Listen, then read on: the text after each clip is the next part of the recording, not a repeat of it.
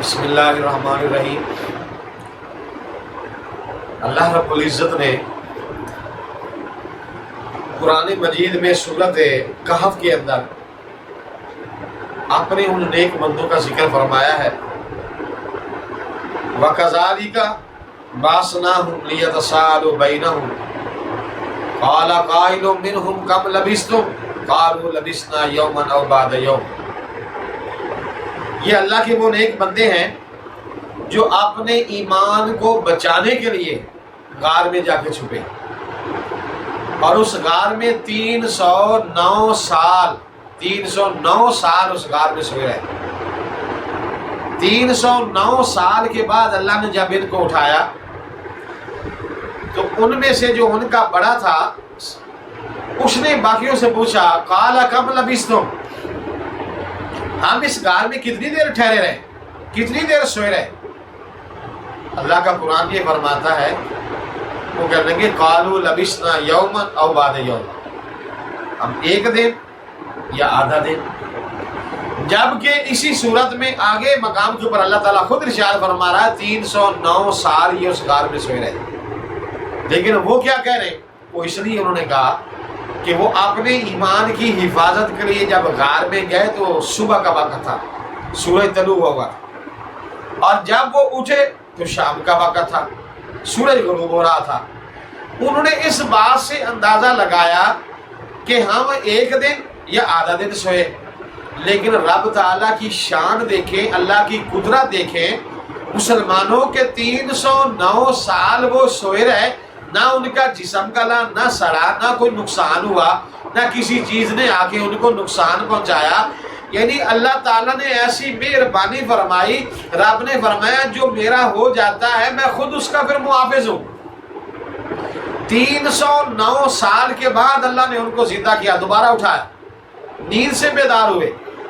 جب بیدار ہوئے ان کو بھوک لگی، کہنے لگے کھانا کھائیں۔ تو کھانا کھانے کے لیے ان کے پاس جو پیسے تھے نا، وہ 309 سال پہلے کا جو سکہ ان کے پاس تھا وہ انہوں نے دیا ایک آدمی کو، اپنے ساتھی کو، کہ جاؤ بازار میں جا کے کھانا لے کے آؤ۔ وہ گئے اور ساتھ اس کو یہ سمجھایا فَلْيَنْظُرْ أَيُّهَا أَزْكَىٰ طَعَامًا، جب جائے نا بازار میں تو جو ملے وہ لے آنا، ایسا نہ کرنا، بلکہ فرمایا دیکھ بھال کرنا، پکیزہ کھانا لے کے آنا، رزق حلال لے کے آنا، طیب لے کے آنا۔ تو یہ مسئلہ سمجھ آیا کہ مسلمانوں جب کوئی چیز کھاؤ تو پکیزہ کھاؤ، رزق حلال اچھا کھاؤ، طیب کھاؤ، اس کی تحقیق کرو، اس میں کوئی ملاوٹ تو نہیں، ناجائز تو نہیں، ناپاک تو نہیں۔ جیسے انہوں نے آپس میں، یعنی ان کے ایمان کا یہ تقاضا تھا، اپنے ایمان کی وجہ سے کہنے لگے فَلْيَنْظُرْ أَيُّهَا أَزْكَىٰ طَعَامًا، پکیزہ لے کے آنا ہے، صاف ستھرا کھانا لے کے آنا ہے۔ اللہ بھی ارشاد فرماتا ہے کلو وشربو، کھاؤ پیو، اللہ دے اچھا کھانا کھاؤ، اللہ دے اچھا لباس پہنو، یہ اللہ کی نعمتیں ہیں، فضل ہے، اس کا شکر ادا کرو، لیکن اس کے ساتھ ساتھ جو اللہ دے اس میں سے اس کے راستے میں بھی خرچ کیا کرو۔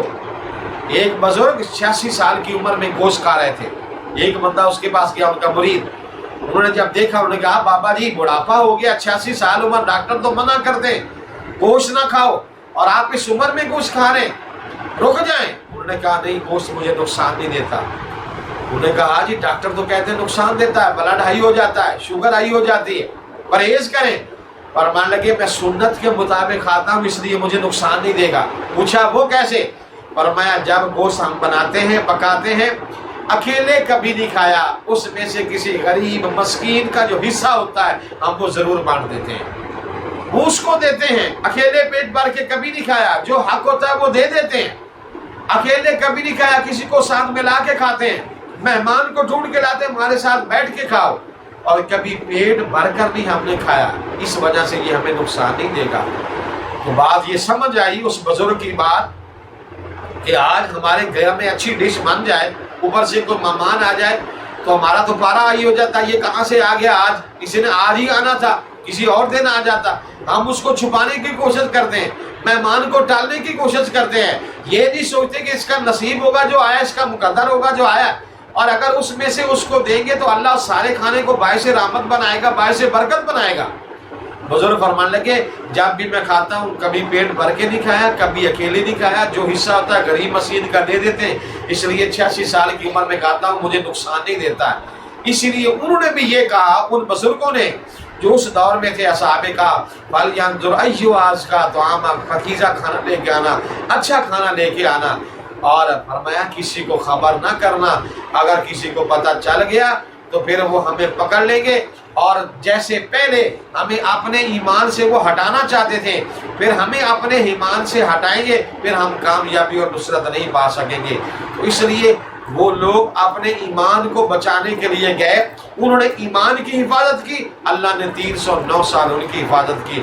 آج اگر ہم اپنے ایمان کو مضبوط کریں، پختہ کریں، اپنے ایمان کی حفاظت کریں، دیکھیں اللہ تعالی ہمارے گھر بار، مال جان، عزت آبرو کی اللہ تعالی کیسے حفاظت فرمائے گا۔ اللہ تعالی ہم سب کو نیک عمل کی توفیق عطا فرمائے۔